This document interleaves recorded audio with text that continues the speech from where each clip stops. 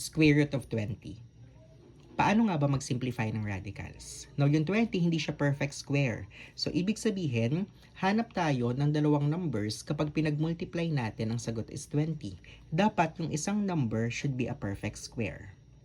Okay, ano kaya yung dalawang numbers na hinahanap natin? Diba that's 4 and 5. Diba 4 times 5 ang sagot natin ay 20. Then yung 4 is a perfect square number. So ibig sabihin may square root ang 4. At ano yung square root ng 4? The square root of 4 is 2. So 2 square root of 5. Okay, so final answer natin 2 square root of 5. Okay? Try natin dun sa sunod. Halimbawa, I have here square root of 45.